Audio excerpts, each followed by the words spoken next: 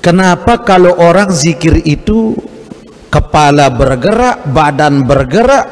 Kadang saking nikmatnya orang berzikir itu, dia tidak sadar bahwa badannya ini tergerak, refleks ibarat magnet. Kenapa? Karena itu amalan rohani. Rohani itu, makanya kita punya zikir itu, dikala kita zikir itu tiba-tiba kita bergoyang. Kenapa? Karena ruh kita ini dikala disebutkan nama Allah, dia tidak sabar berada di dalam jasad kita.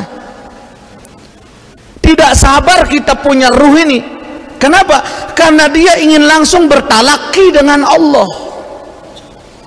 Talakinya ruh itu dengan Allah. Makanya dikala kita la ilaha illallah, la ilaha illallah, la ilaha illallah, bahkan kalau tidak bergerak kita punya badan, tidak nikmat kita punya zikir. Betul enggak? Enggak nikmat. Malah patung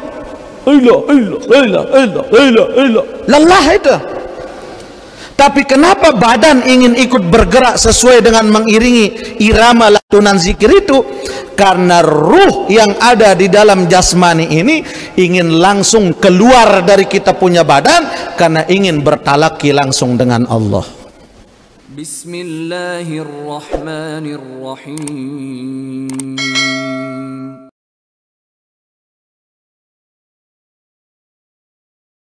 Bismillahirrahmanirrahim.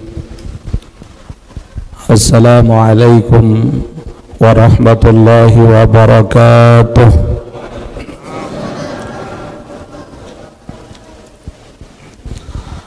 Alhamdulillahilladzi hadana lihadza wa ma kunna linahtadiya laula an hadana Allah. Asyhadu an la ilaha illallah wahdahu la syarika lah, wa asyhadu anna sayyidana wa nabiyyana Muhammadan abduhu wa rasuluh alladzi la nabiyya ba'dah. Allahumma salli ala sayyidina Muhammadin al-fatih lima ughliq wal khatim lima sabaq nasiril haqqi bil haqqi wal hadi ila siratikal mustaqim wa ala alihi haqqa qadrihi wa miqdarihil azim, amma ba'du. Ma'asyiral muslimin, para jamaah musyayyi'in musyayyi'at rahimakumullah. Alhamdulillah wa syukrulillah, kembali pada malam yang mulia ini atas nikmat dan karunia dari Allah, kita bisa hadir dalam keadaan sehat walafiat di dalam majelis ilmu yang menjadi warisan termulia dari baginda Nabi besar kita Muhammad sallallahu alaihi wasallam. Salawat dan salam senantiasa tercurahkan kepada baginda Nabi besar kita Muhammad sallallahu alaihi wasallam dengan mengucap Allahumma salli ala sayyidina Muhammad wa ala ali sayyidina Muhammad, yang mudah-mudahan kita semua mendapatkan syafaat beliau nanti pada hari kemudian. Amin ya rabbal Maulaya salli wa sallim daiman abadan ala habibika khairil khalqi kullihim huwal habib turja syafa'atuhu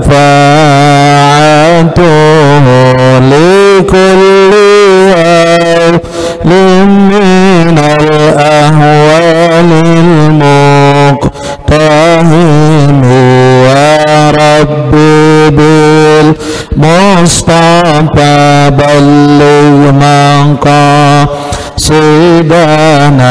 wa ghafir lana dhanbana ya wasi'al karami maulaya salli daiman abadan ala bibika khairil khalqi kullihim huwal habib billadhi turja syafa'atuhu likulli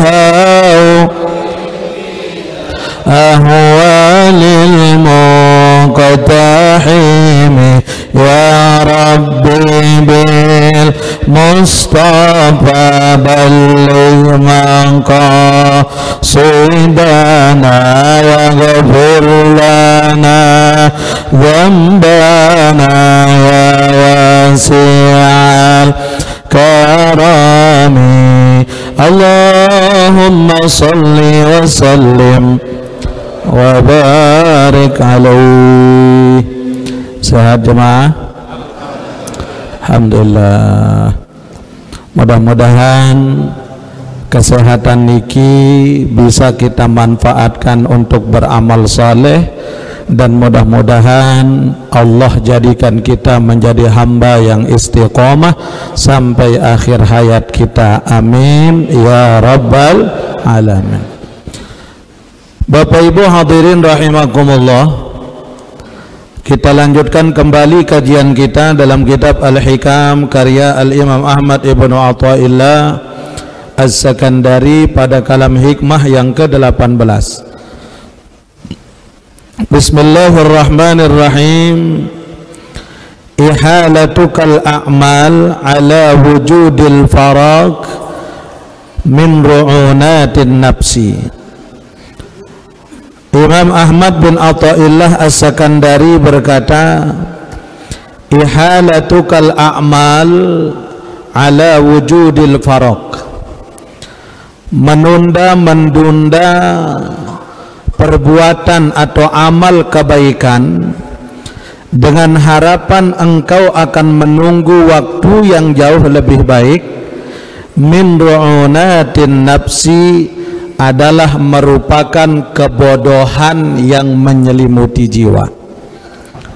Kata beliau, apabila kita selalu menunda-nunda diri kita untuk berbuat baik, bila kita menunda-nunda diri kita untuk beramal soleh dengan harapan untuk menunggu datangnya waktu yang lebih baik untuk kita beramal soleh, maka itulah kebodohan yang nyata pada diri kita.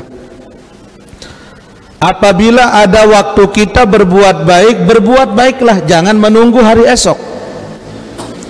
Oh lemak aja kerajin jok masjid, lemak lamun kawah toa.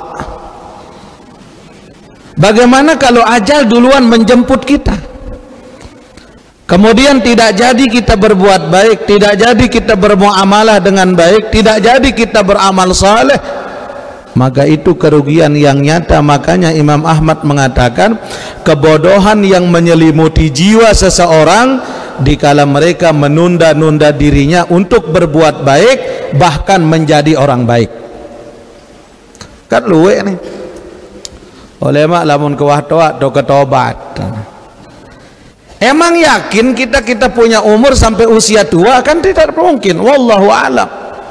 Allah yang punya rahasia. Hidup dan mati manusia ada dalam genggamannya Allah.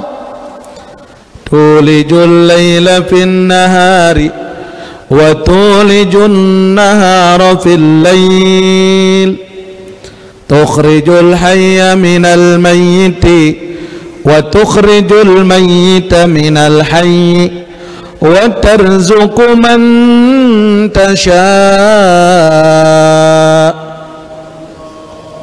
Coba lamun pikir-pikir, siang dan malam Allah yang ngatur, hidup dan mati Allah yang ngatur, dari mana arah rizki kita Allah yang ngatur. Kemudian dari mana kita bisa mengatakan lema lamun kawah tawa atau kepecu? Maka itu kebodohan yang nyata pada diri manusia, kata beliau. Selama manusia itu menunda-nunda dirinya dalam kebaikan, maka itulah kebodohan yang hakiki. Dengan sebab apa kita ini dikatakan bodoh? Karena dua hal. Yang pertama, kita ini bodoh karena kita selalu mengutamakan dunia kita daripada akhirat. Padahal kan dalam Al-Quran sudah jelas. Apa kata Allah dalam Al-Quran? Bal tu'thirunal hayatad dunya wal akhiratu khairun wa abqa. Akan tetapi kita manusia ini selalu mengutamakan kehidupan dunianya kita, padahal sesungguhnya kita sudah tahu yang kekal abadi itu adalah akhirat. Lagu memang mulia sifat manusia, papa tersusah rapet le Allah Ta'ala, kenjakan melarat hidup otang selaput to nak berotang mu maka rembak 10 dengan nagih otang,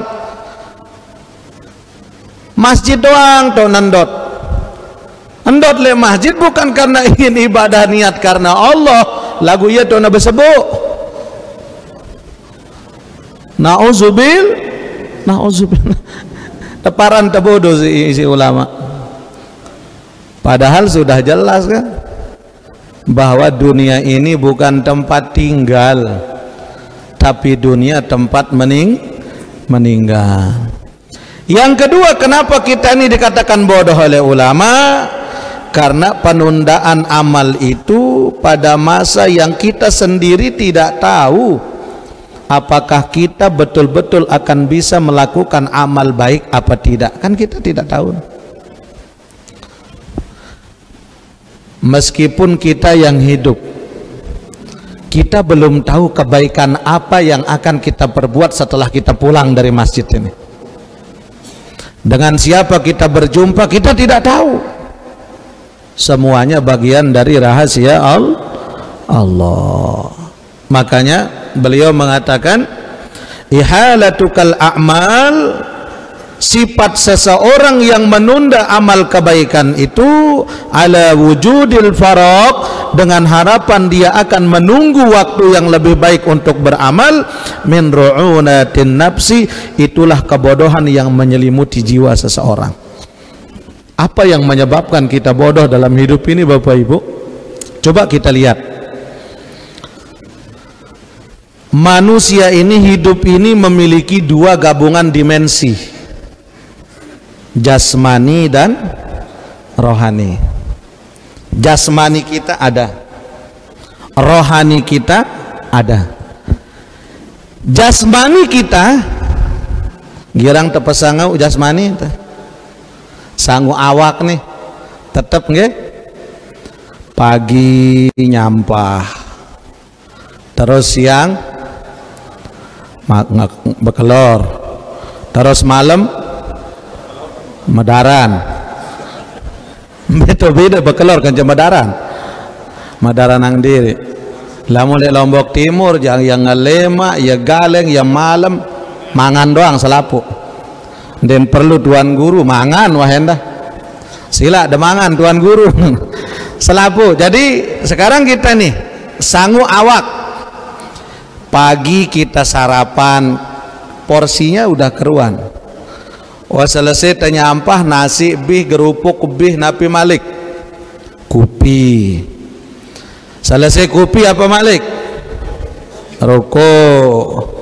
Arak jaje, lamun dek jaje rokok. Sarapan nih. Di waktu pagi ini jasmani sudah kita isi, sudah kita cas, kita punya jasmani. Bahkan belum sampai pada waktunya, ada waktu siang. Padahal masih jasmaniah kita ini masih kuat. Tapi dikala sampai pada waktu siang, kita makan siang. Siap makan siangnya dengan berbagai macam lauk yang berbeda. Terus malam kita makan malam. Terus minumannya beda-beda. Pagi minum teh, siang minum kopi, malam minum susu. Hebat. Nah, ya. Ini kan kita nih sangu jasmani sudah kita persiapkan. pada ini akan mati, jasmani ini akan hancur, jasmani ini akan hilang, jasmani ini akan binasa. Kita punya badan yang hebat, bagian dari makanan cacing tanah. Ibu-ibu punya hidung yang mancung, bagian dari ulat le dalam tanah. Agak lamun lalu nyongkol dendek kuris-kuris alis, lalu nyongkol arisin kuris mengganti si sepidol minyak sifat 20. Ini kita manusia nih. Ini jasmaniah kita yang kita kasih makan, kita kasih minum, kita kasih fasilitas dunia. Pakaiannya berbeda-beda, sorbannya berbeda-beda, sandalnya berbeda-beda, bahkan tempat tidurnya pun juga berbeda-beda tiap saat, tiap waktu. Padahal ini jasad akan hancur. Tapi kenapa kita tidak pernah berpikir tentang rohani kita? Rohani inilah yang akan pulang kepada Allah. Rohani ini yang bakal berjumpa dengan Allah. Rohani ini yang akan berbicara dengan Allah. Rohani inilah yang akan bertanggung jawab di hadapan Allah.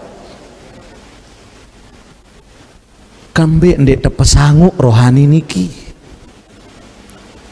Sangu jasmani kita ndek mantama Ramadan wanda siap setimbang beras, sangu buka kanca sahur. Tapi di kala rohani, dalam satu minggu tidak pernah ada siramannya, dalam satu minggu tak pernah ada makanannya, ibarat tiang pelunggu. Ini jasmani kalau seminggu tidak dikasih makan dan minum, sehat apa sakit? Sakit.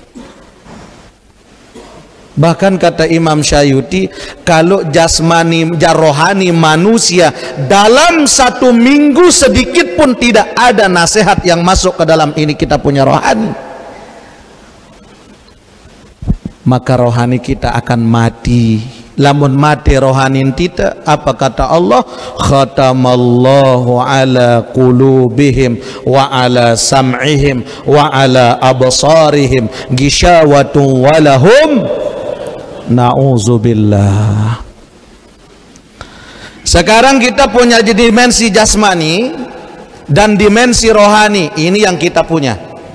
Jasmani manusia sifatnya fana, dia yang binasa, dia yang hancur.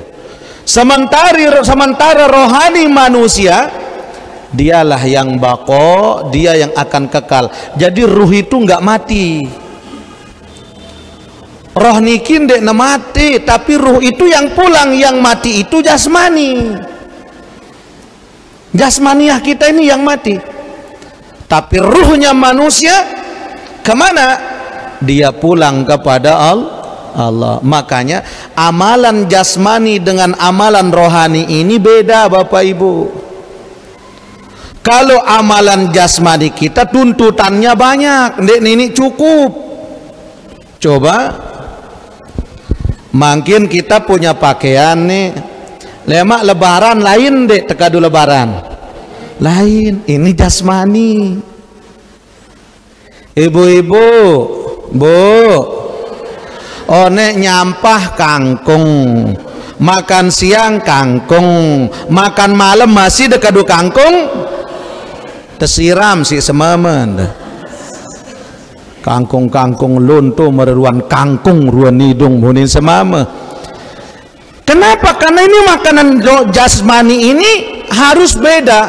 Kelemak lain, makan siang lain, makan malam lain. Lamun 1 kali 1 kelemak sampai malam ya diri meruan baki berak ruan si semama anda.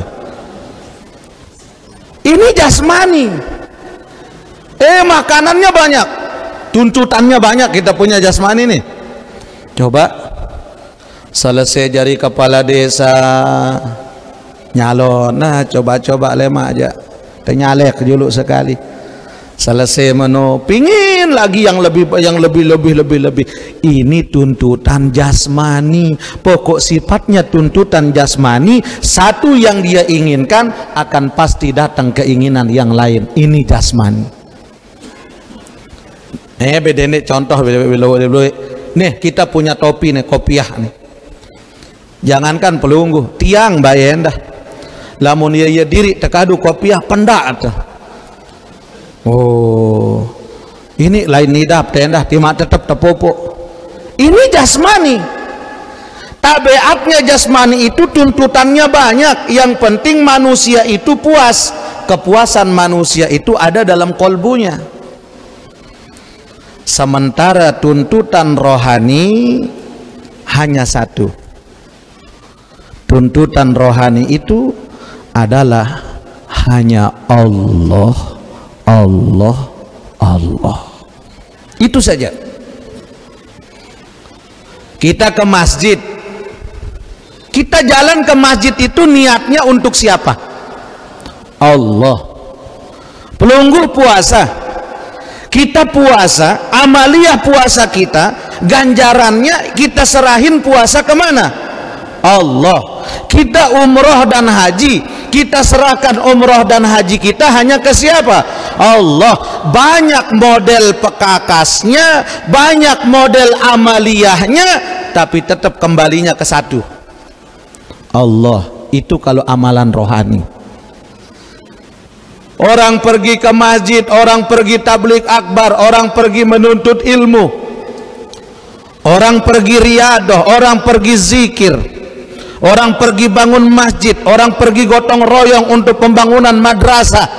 Banyak amalnya, tapi yang dia tuntut amal itu hanya untuk Allah. Itu kalau amalan rohani. Beda dengan amalan jasmani. Amalan jasmani tuntutannya banyak, keinginannya banyak, maunya banyak, dan bisa jadi hati kita gersang saking banyaknya yang kita mau. Tapi kalau rohani, meskipun banyak model amalnya, tapi intinya satu, Allah, Allah, Allah. Allah, Allah, Allah, Allah, Allah, Allah, la ilaha Allah, Allah,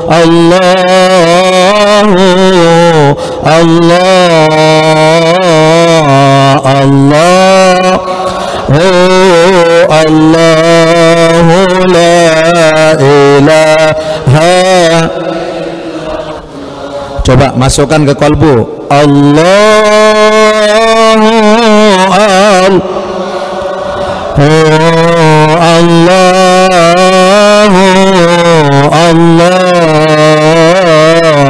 Allah, Allah, la ilaha. Sekarang tiang tanya, kalau kita berzikir, bergerak enggak kita punya badan? Bergerak enggak? Bergerak. Timbul pertanyaan, kenapa kalau orang zikir itu kepala bergerak, badan bergerak? Kadang saking nikmatnya orang berzikir itu, dia tidak sadar bahwa badannya ini tergerak, refleks ibarat magnet. Kenapa? Karena itu amalan rohani. Rohani itu, makanya kita punya zikir itu, dikala kita zikir itu tiba-tiba kita bergoyang. Kenapa? Karena ruh kita ini dikala disebutkan nama Allah, dia tidak sabar berada di dalam jasad kita. Tidak sabar kita punya ruh ini. Kenapa? Karena dia ingin langsung bertalaki dengan Allah. Talakinya ruh itu dengan Allah. Makanya dikala kita la ilaha illallah, la ilaha illallah, la ilaha illallah, bahkan kalau tidak bergerak kita punya badan, tidak nikmat kita punya zikir. Betul deh? Nggak nikmat. Marah patung lelah itu. Tapi kenapa badan ingin ikut bergerak sesuai dengan mengiringi irama lantunan zikir itu? Karena ruh yang ada di dalam jasmani ini ingin langsung keluar dari kita punya badan, karena ingin bertalaki langsung dengan Allah. Makanya orang bukan dibuat-buat. Coba baru doang ibu-ibu, Allahu Allahu Allahu Allah. Bahkan ada yang tidak sadar ngangkat tangan, Allahu Allahu la ilaha illallah. Apa itu dibuat-buat? Tidak. Sengaja nde piak-piak ibu? Nde. Coba kalau kita ikuti irama zikir kita, ndik nenek nyocok. Kalau ini badan kita buat-buat gerakannya, tapi kenapa ini badan langsung mengiringi iringan zikir itu, mengimbangi lantunan zikir itu? Karena ruh di dalam jasmani ini ingin langsung bertalaki dengan asma yang kita sebutkan kepadanya. Jadi ruh itu dia sudah tidak sabar. Makanya orang-orang yang soleh, orang-orang yang sudah dekat dengan Allah Subhanahu wa ta'ala, dikala akhir hayatnya dia meninggal dunia, ruh itu akan bisa keluar dikala sudah lisannya mengucap la ilaha illallah. Ndek namele sugul roh niki lamun ndek man ini jasmani mengucap la ilaha illallah. Ini kalau orang yang diridhoi oleh Allah. Mudah-mudahan kita masuk dalam golongan niki, amin. Oh, betapa nikmatnya Bapak Ibu. Tidak mudah orang bisa menyebut la ilaha illallah waktu sakaratul maut. Tapi dengan apa Allah mudahkan lisannya mengucap la ilaha illallah di akhir hayatnya? Karena itu roh mun basan tita wah bengel roh niki. Ruhaninya yang di dalam niki wah bengel, karena dia sudah terbiasa disebutkan asma Allah, maka dia akan mau nurut kata Israel kalau ini lisannya dibimbing dengan la ilaha illallah. Subhanallah. Ini orang-orang yang hebat nih Bapak Ibu, orang-orang yang diridhoi oleh Allah Subhanahu wa ta'ala. Jadi itu bedanya. Kalau jasmani dia yang fana, dia yang binasa, tuntutannya banyak. Kalau rohani dia yang bako, dia yang kekal, tuntutannya sedikit, hanya Allah, itu saja. Karena kalau kita beramal karena Allah, bersandarnya hanya kepada Allah Bapak Ibu, selesai kita punya masalah. Makanya kan ada sholawat, ya Imam ar-rus li sanadi anta babullahi mu'tamadi fabidunyaya wa akhirati ya Rasulullah khus biyadi. Ya Imam ar-Rusli, duhai imamnya para rasul, ya sanadi, engkaulah tempat aku bersandar ya Rasulullah. Orang kalau sudah bersandarnya melalui baginda Rasul, maka pasti dia bersandarnya ke Allah. Anta babullahi mu'tamadi, engkaulah pintunya Allah, engkaulah pintu untuk saya bisa mulus berjumpa dengan Allah, dan engkaulah dengan berkat itu bimbing aku dalam sandaran hidupku ya Rasulullah. Pabidunyaya wa akhirati ya Rasulullah khuz biyadi.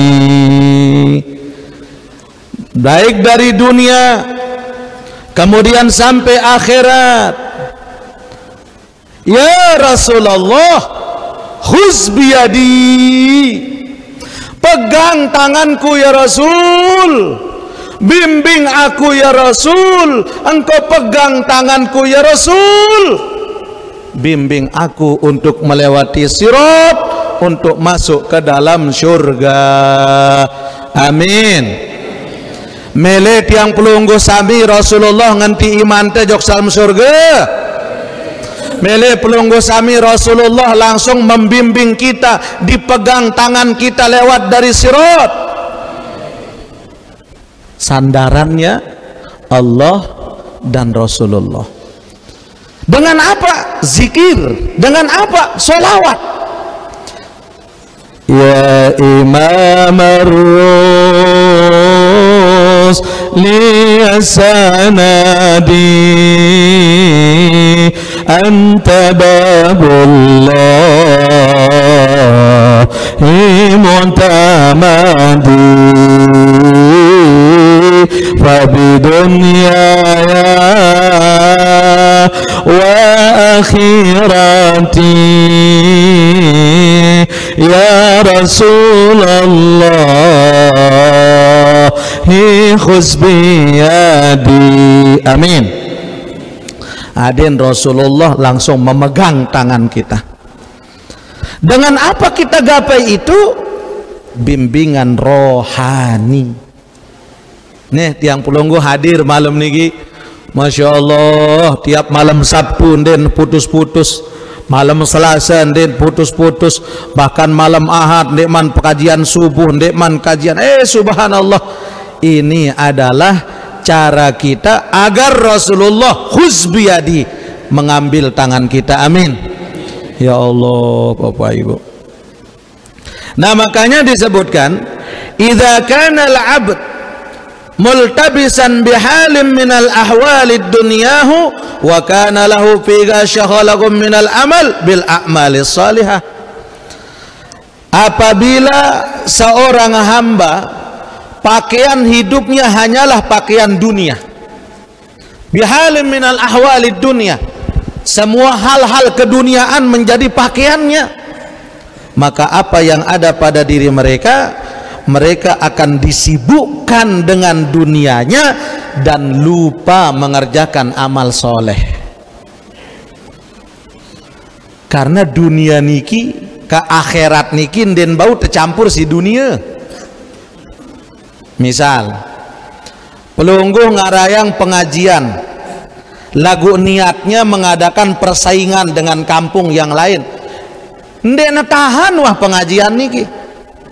Tidak bisa, karena niatnya yang salah. Pokok itu tembangun masjid 15 pihak jadi corong di atas, hadin kedok dengan salah niat. Tuhan perbaiki niat kita. Makanya ini kita latihan kolbu nih. Jangan sekedik-kedik suuzon jok dengan, jangan sekedik-kedik kita berburuk sangka. Kita latihan dengan apa? Puasa. Puasakan diri kita. Apakah puasa menahan diri dari makan dan minum saja? Tidak. Tahan diri kita dari riya, puasa dari gibah, puasa dari sum'ah, puasa dari ujub, puasa dari hasad, puasa dari iri. Puasakan diri kita. Puasakan diri kita. Makanya ini latihannya. Seseorang kalau pakaian hidupnya adalah dunia, bihalim min ahwalid dunia, perkara-perkara dunia menyibukkan dia, maka dengan kesibukannya, satu pun kesibukan itu akan menjadi alasan penghalang dia dengan Allah. Tetua tonde ini makin tegita nggih arak dengan teketuan katuan kelai tengaji ndetang wagi tak pelinggih taek jok masjid milu ngaji. Apa alasan? ya Allah si repot lalu kuadi jeng ke malam doang tolek ngampas. Sampai hubungan dengan Allah terbengkalai dengan kita punya dunia. Yang mengatur dunia ini jangan kita yang diatur sama dunia, tapi kita yang atur dunia ini. Amun itu atur si dunia ndek naran ndek repot, ndek naran ndek sibuk. Apalagi lamun dengan jadi petani. Oh, selesai nenggala malik ngampar, selesai ngampar malik nowong, selesai nowong malik berabuk, selesai berabuk malik ngome. Ini tutup. Yang para jemaah pengajian dan ketuaan yuk kande doa tek ngaji repot patuan guru apa repot tang nowong. Lemak selesai nowong ya insyaallah hadir tengaji rombongan sampai wapegabah dan payu-payu ngaji. Coba kalau kita beralasan sibuk karena kita punya dunia, gagal kita kepada Allah. Na'udzubillahi min. Jadi kiblatnya ruh itu, kalau roh kita ini, ruhani kita ini tuntutannya hanya Allah. Kenapa? Karena kiblatnya ruh itu Allah. Allah lain berkiblat roh teniki. Coba kita lihat, makanya kan kiblat ini disebutkan kiblat itu ada 4 kata ulama. Arah kiblat jasad, arah kiblat ate, arah kiblat ruh, arah kiblat sir. Mana kiblatnya jasad? Ka'bah. Makanya kita sholat itu menghadap mana? Menghadap kiblat. Kiblat kita mana? Lagu teh andang teh. Biaran niki lau daya. Bat. Lagu bat andang teh. Berembet ada. Kan kiblat tembe Ka'bah. Terus kembe bat andang teh. Iya aran arah kiblat bukan kiblat, arah kadang salah itu. Oh no kiblat itu arah kiblat, tapi kiblatnya kita yang kita tuju itu menghadap Ka'bah. Subhanallah, luar biasa. Apalagi kita punya guru-guru di Lombok nih, luar biasa Bapak Ibu. Kan ada terkenal Tuan Guru Lingsir le Lombok, Tuan Guru Umar Kelayu. Papuk baluknya Tuan Guru di Pulau Lombok nih. Beliau dalam satu saat beliau datang ke satu perkampungan yang jauh dari pedesaan. Repuk wah ongkat itu. Le repuk niki dile ndek arak. Selapu ndek arak apalagi tipi. Maka bingung orang di sana karena dengan silek nike denwa sembahyang. Dikala beliau membangun satu tempat sholat musola, orang bingung mana arah kiblat. Ternyata mana arah kiblat itu? Apa yang dilakukan oleh beliau? Beliau sholat sunnah. Entah mbe jaga andang sembahyang sunnah. Pokok sembahyang sunnah. Dan tiba-tiba beliau sholat sunnahnya tuh andang nekelat sejadah. Ternyata di dalam sujudnya Bapak Ibu, dikala beliau menaruh batu kepada arah kiblat itu, ternyata di situ beliau langsung melihat Ka'bah dari arah itu. Bau sih tembus pandangannya. Dia lihat orang tawaf, dia lihat posisi Ka'bah. Oh deh andang kiblat si nyocok. Kenapa? Itu orang-orang bersih. Subhanallah. Yang kedua, bukti bersihnya seorang ulama kita dari Indonesia, Habib Soleh Tanggul. Habib Soleh Tanggul, beliau terkenal dengan karomahnya. Lagu azan nih nggih. Sampun azan. Nggih, makin kita lanjut azan dulu ya. Wallahu taala alam. Rabbana Rabbana wa salat wa illam taghfir lana wa tarhamna lanakunanna minal khasirin. Rabbana ya Rabbana zalamna anfusana wa illam taghfir lana wa tarhamna lanakunanna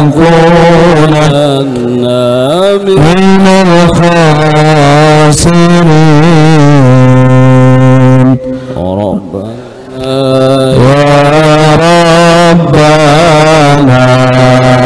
zalamna anfusana wa illam wa tarhamna lanakunanna minal khasirin. Amin ya rabbal. Ma'asyiral muslimin rahimakumullah. Kita lanjutkan tadi dengan kisahnya Habib Saleh bin Abdul Hamid Tanggul. Beliau terkenal seorang aulia dari Nusantara yang terkenal namanya sampai ke Jazirah Arab. Bahkan pada suatu saat ada Raja Saudi pada zaman beliau yang punya anak dari Raja Saudi ini, mohon maaf, tidak punya dubur, tidak punya lubang belakang, sehingga yang terjadi dia selalu kesakitan tiap saat. Akhirnya Raja Arab Saudi niki kan bersahabat dengan satu penasehatnya, As-Sayyid Alawi Al-Maliki, orang tua ayah daripada Abu As-Sayyid Muhammad bin Alawi Al-Maliki. Nah, Sayyid Alawi Al-Maliki diangkat menjadi penasehat kerajaan saat itu. Maka apa kata raja? Wahai Syekh, kalau memang ahlu sunnah wal jamaah itu orang-orang hebat pilihan Allah, ini anakku sudah berapa rumah sakit tempat aku operasi dia, aku obati dia, tapi belum ada hasil apapun. Coba tolong saya, carikan saya tabib yang hebat, betul-betul hebat. Apa kata Abu Sayyid Alawi Al-Maliki? Oh, ada saya punya sahabat di Indonesia, Habib Saleh bin Abdul Hamid bin Saleh atau Saleh bin Abdul Hamid. Nah, jadi disebutlah beliau yang terkenal namanya dengan sebutan Habib Tanggul, sehingga beliau, orang tua beliau datang ke Indonesia menghadap kepada Habib Saleh. Wahai Habib, ini saya bersama utusan dari kerajaan Arab Saudi, bahwa beliau punya anaknya tidak punya dubur, tidak punya lubang belakang, tolong diobati. Apa kata Habib Saleh? Oh, insya Allah biiznillah, dia sehat-sehat saja. Dan apa yang dilakukan oleh beliau? Beliau difasilitasi oleh kerajaan untuk datang ke Arab Saudi. Oh, wahai Habib, tiketnya kami siapkan, semuanya kami siapkan dari kerajaan, pokoknya Habib tinggal berangkat. Apa kata Habib Saleh? Bawa persiapan kalian kembali ke Arab Saudi. Saya punya Allah, saya punya Allah. Ini ilmunya beliau luar biasa. Saya punya Allah. Akhirnya ini utusan kerajaan balik ke Arab Saudi dengan tangan hampa, dengan mengatakan ini Habib Saleh ini mungkin orang gila nih. Kembali tersuruh itu berjulu oleh jok Arab Saudi, terus penampilannya tidak kayak orang Arab, padahal seorang habaib. Penampilannya beliau ndek nuwa kadu jubah, terus ndek nuwa besorban, biasa. Pakai pakaian ala Indonesia, mau kecopong cara lain. Teremehang lah isi utusan kerajaan. Sampai di sana, apa kata raja?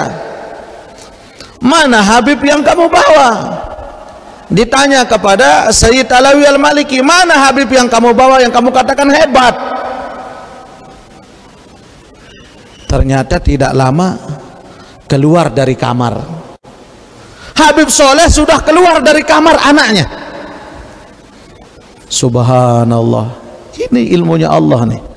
Habib Soleh yang ditinggalkan oleh utusan kerajaan Arab Saudi datang ke Indonesia, juluan utusan kerajaan balik ke Arab Saudi, ternyata Habib Soleh sudah selesai mengobati itu anak. Tidak lama keluar anaknya, Abah, saya sudah sehat, alhamdulillah saya sehat. Tepretuk dengan toa Raja Arab Saudi diperlihatkan oleh putranya, ternyata betul dia sudah punya dubur. Apa kata raja? Siapa yang mengobati kamu nak? Oh itu ada orang dari Indonesia tuh, dia pukul-pukul saya punya pantat hingga keluar saya punya pantat. Alhamdulillah ayah, alhamdulillah. Apa kata raja? Raja Arab Saudi heran melihat ini orang dengan potongan seperti ini, pakaiannya biasa-biasa, penampilannya bukan kayak orang kaya. Baru di situ dia berpikir, memang orang pilihan Allah itu tidak bisa dilihat dari segi zohirnya. Apa kata Raja Arab Saudi? Wahai Habib, terima kasih, anakku sekian tahun tidak punya dubur, alhamdulillah. Apa yang Habib mau silahkan ambil, harta saya siapkan, pekakas semuanya saya siapkan. Wahai Habib, Habib mau menikah di sini saya siapkan. Apa kata Habib Soleh? Kalau keinginanku adalah dunia, aku lebih kaya daripada Anda. Kalau keinginanku adalah menikah, masih banyak syarifah di Indonesia yang menunggu saya. Tapi saya mau katakan kepada Anda bahwa la tahtakir mandunaka falikulli syai'in maziyah. Jangan engkau remehkan salah satu dari ciptaan Allah, karena masing-masing itu punya kelebihan. Masya Allah. Padahal laki-laki biasa, tapi pilihan Allah itu orang-orang yang soleh. Makanya kata Imam Ibnu Hajar, beliau mengatakan bahwa model kita ini, manusia ini, menurut kepribadian kita ini ada 4 model kita nih Bapak Ibu. Kata Imam Ibnu Hajar ada 4 kriteria manusia ini menurut tingkatannya. Yang pertama, ada orang ada manusia yang Allah mempermudah urusan akhiratnya dan mempersulit urusan dunianya. Barang siapa yang dipermudahkan urusan akhiratnya oleh Allah dengan dipersulit urusan dunianya, maka mereka masuk dalam golongan wa huwa warasatul anbiya. Inilah pewaris para nabi. Urusan akhiratnya dimudahkan oleh Allah, urusan dunianya dipersulit oleh Allah. Jadi lampu merahnya itu untuk urusan dunia, lampu hijaunya itu untuk urusan akhirat. Pokok lamun nak bekemele dunia ndek wah tebeng si Allah Ta'ala, tidak pernah sampai. Tapi kalau urusan akhirat cepat dia sampai. Urusan ke masjid dia doang paling hebat, urusan zikir dia doang paling hebat. Lagu lamun urusan harta ia paling bodoh. Urusan harta dia tidak bahkan ngitung kepeng dia nak tahu. Kata Imam Ibnu Hajar, wa huwa warasatul anbiya. Lamun arak dengan maraniki model itulah pewaris para nabi. Itu golongannya para aulia. Kenapa? Karena variabel dunia tidak dimasukkan dalam kolbunya, meskipun mereka butuh dunia, tapi dia tidak masukkan dunia itu di hati, hanya sekedar di tangan. Wih, hebat nih. Lamun itu kan kebalik, milin te dunia doang tuh temuda itu. Tapi kalau mereka urusan akhiratnya dipermudah, urusan dunia dipersulit. Pokok lamun milih urusan dunia dia tebeng si Allah Ta'ala, karena Allah cinta kepada mereka. Yang kedua, kata Imam Ibnu Hajar, barang siapa yang dimudahkan urusan akhiratnya dan dimudahkan urusan dunianya, wa huwa min ashabil yamin. Orang-orang yang dimudahkan urusan akhirat, dimudahkan urusan dunia, molah dunia, molah akhirat. Urusan akhirat tidak pernah lupa, urusan dunia dijamin oleh Allah. Orang-orang yang seperti ini min ashabil yamin, ini golongan kanan, golongan orang-orang yang terbaik, yang mendapatkan kemuliaan dari Allah, tapi belum bisa mengejar tingkatan orang yang pertama. Namun yang pertama aja golongan aulia. Namun golongan yang kedua, fid dunya hasanah wa fil akhirati, amun tiang jak ne wasila. Mempelinggi hembe. Pertama kedua, milu-miluan doa. Enggak. Kalau kita masih mungkin yang kedua ini yang kita harapkan. Dunia kita baik, akhirat kita juga baik. Tapi kalau orang-orang yang jadi aulia, semakin tinggi derajatnya semakin keras cobaannya. Semakin tinggi diangkat oleh Allah, semakin berat dia punya ujian. Itu dunia. Tapi akhiratnya dia diangkat oleh Allah. Ini yang bersama Rasulullah nanti di dalam surga. Amun tiang jane tima-tima lemper-lemperan, wah tuh tiang pelungguh tuh lek dalam tuh udah paling dalam. Tiang lek teras-teras, lakukan teras surga. Lagu teras surga. Ini lek neraka paling solah tahu udah lagu neraka. Sarian tima-tima tuh luk sandal lek dalam surga. Iya wah tuh tiang den kembe-kembe. Kenapa? Karena kan amal kita hanya kita yang tahu bagaimana banyak amal kita dengan Allah. Makin tengendeng dalam lalu sang ditesemel. Jadi cukuplah. Makanya kalau kita orang-orang awam ini dunia baik, akhirat baik. Yang ketiga, ada tingkatan manusia itu, barang siapa yang dimudahkan urusan dunianya oleh Allah dan dipersulit akhiratnya oleh Allah, wa huwa minal mustadrijin. Ini orang-orang yang diistidrajkan oleh Allah. Dunianya dipermudah oleh Allah. Tipuk si nenek.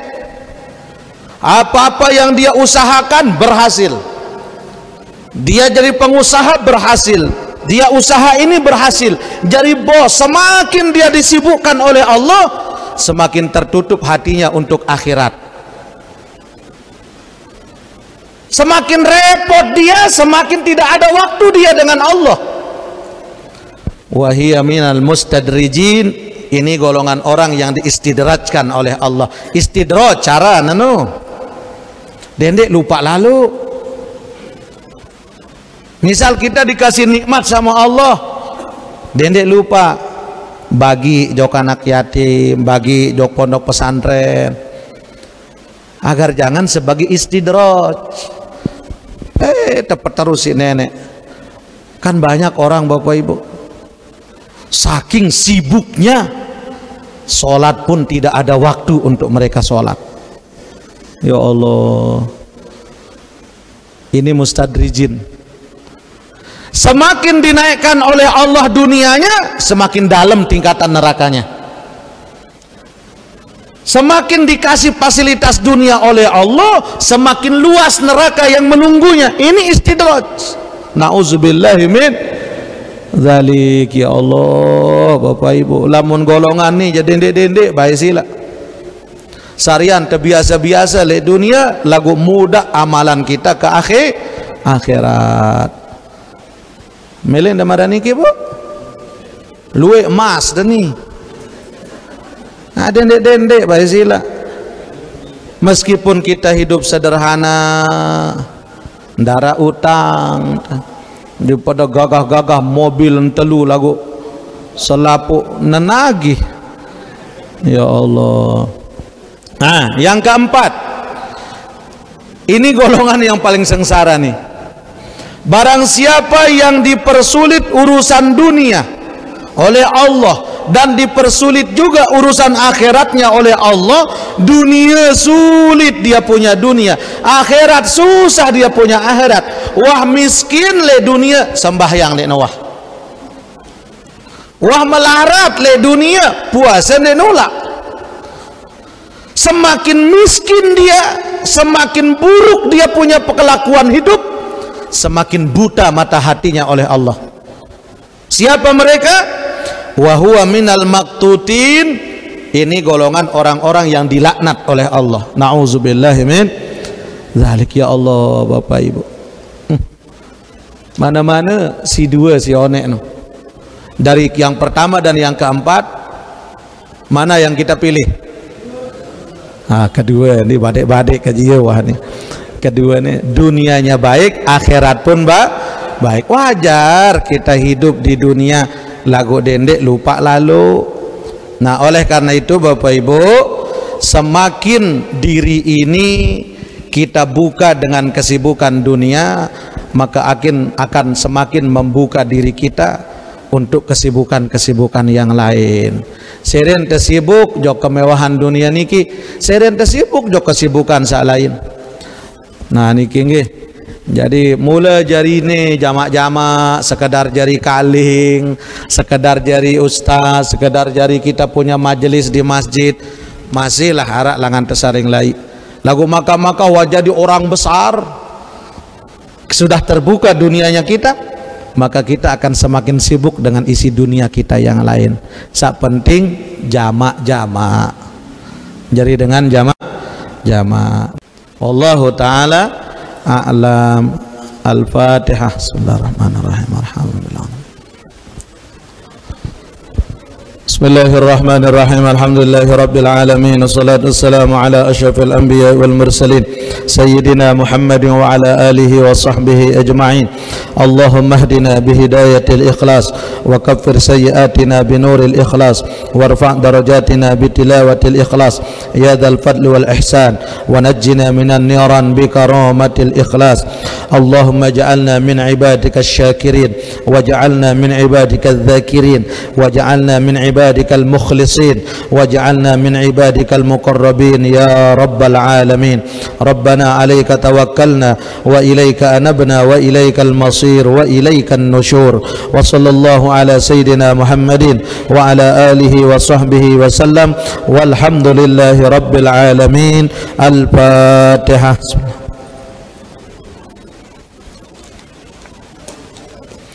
Subhanakallahumma bihamdika asyhadu an la ilaha illa anta astaghfiruka wa atubu ilaik. Wallahul muwaffiq wal hadi ila sabilir rasyad. Assalamualaikum warahmatullahi wabarakatuh.